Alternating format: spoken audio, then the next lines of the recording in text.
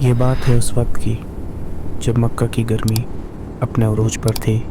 مشرکین مکہ نبی کریم صلی اللہ تعالی وآلہ وسلم کا مذاق اڑا رہے تھے۔ وہ اے کہتے محمد، اگر آپ سچے ہیں تو ہم پر وہ عذاب کیوں نہیں آتا جس سے آپ ہمیں ڈراتے ہیں؟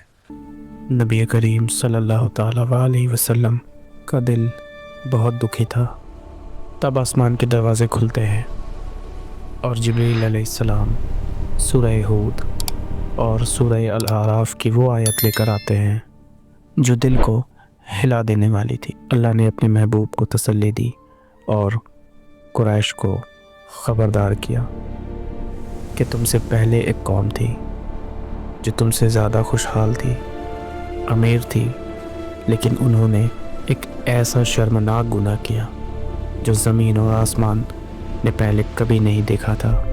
یہ کہانی ہے قوم لوط کی، اور یہ داستان ہے اس شہر صدوم کی جسے نہ صرف تباہ کیا گیا بلکہ زمین سے اکھاڑ کر پلٹ دیا گیا۔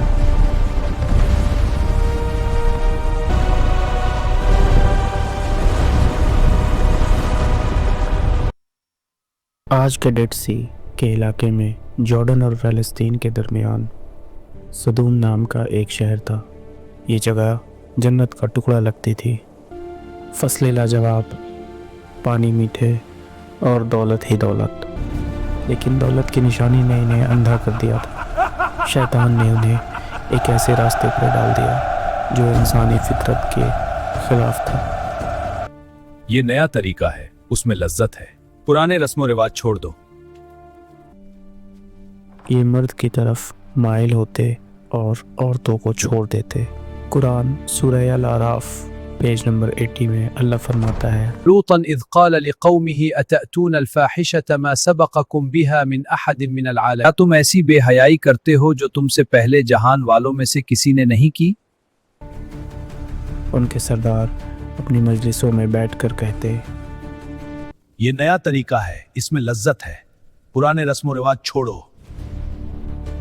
وہ راستوں میں بیٹھ کر مسافروں کو لوٹ لیتے۔ چلو ان مسافروں کو لوٹ لیتے، مزہ آئے گا۔ یہ سامان ہمیں دے دو، لیکن یہ میرا ہے۔ اب نہیں، اب ہمارا ہے۔ اور باہری محفل میں شرمناک حرکت کرتے جن پر وہ شرمندہ ہونے کے بجائے فخر کرتے۔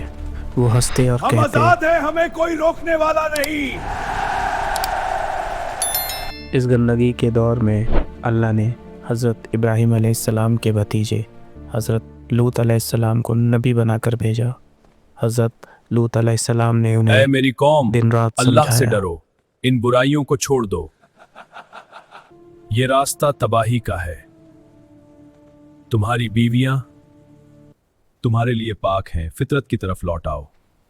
قوم کے سردار مذاق دیکھو اڑاتے انہیں، ہوئے، یہ لوط اور اس کے گھر والے ہمیں پاکی کا درس دیتے ہیں۔ انہیں ہماری بستی سے نکال دو، یہ لوگ بڑے پاک باز بنتے ہیں۔ جی بالکل، نکال دو انہیں، ہاں یہاں رہنے کے قابل۔ وہ کہتے، اگر تم سچے ہو تو لے آؤ اللہ کا عذاب۔ ہم انہوں آزاد نے ہیں، ہمیں اللہ کوئی کی روکنے بنائی ہوئی والا حدوں کو نہیں۔ پار کر دیا۔ اب وقت تھا فیصلے کا۔ پھر ایک شام 3 نہایت ہی خوبصورت نوجوان جو اصل میں فرشتے جبریل، میکائیل اور اسرافیل تھے، حضرت لوط علیہ السلام کے گھر مہمان بن کر پہنچے۔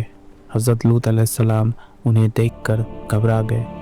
وہ جانتے تھے کہ ان کی قوم کتنی بدبخت ہے اور یہ مہمان کتنے حسین ہیں۔ قرآن سورہ ہود پیج نمبر 77 میں آتا ہے، وہ ان مہمانوں کی وجہ سے غمگین ہوئے اور دل ہی دل میں تنگ ہوئے اور کہا، آج کا دن بڑا سخت ہے۔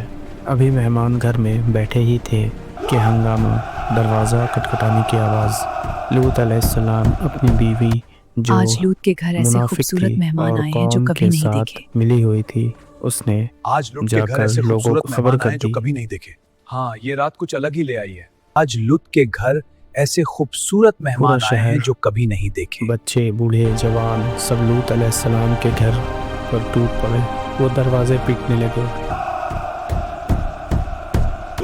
اپنے مہمان کو ہمارے حوالے کر دو، اپنے مہمان کو ہمارے حوالے हज़रत लूत आए अलैहिस्सलाम मेरी ने कौम, मुझे रोती मेरे हुई मेहमानों आवाज़ के में सामने कहा। रुसवा न करो। क्या तुम में कोई एक भी भला आदमी नहीं?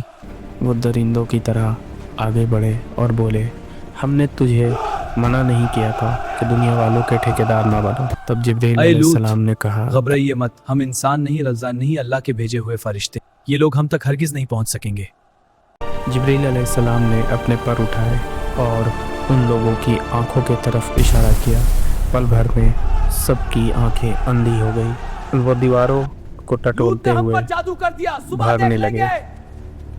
फरिश्तों ने कहा, लूत, अब वक्त आ गया है, रात के कुछ हिस्से में अपने घर वालों को लेकर निकल जाइए, और खबरदार कोई पीछे मुड़कर ना देखे, सिवाय आपकी बीवी के, क्योंकि वो भी वहीं रहने वाली है। रात के आखिरी पहर लूत अलैहिस्सलाम निकल रहे हैं।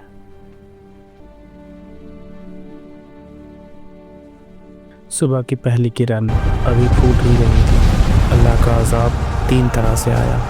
एक ऐसी खौफनाक आवाज़ जिसने उनके कलेजे फाड़ दिए। जिब्रील अलैहिस्सलाम ने अपने पर ज़मीन के नीचे डाला, पूरी बस्ती को उखाड़कर आसमान की तरफ उठाया।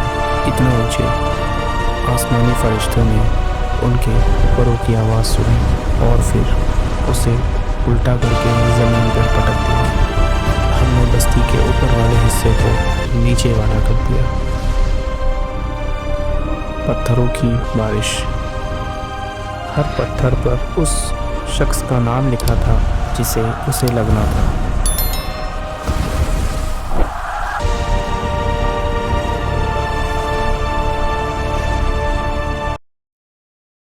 सदूम के खंदरात चीख चीख कर कह रहे हैं कि जब इंसान जानवर से बदतर हो जाता है और गुनाह पर फ़क्र करने लगता है तो फिर अल्लाह की पकड़ आती है।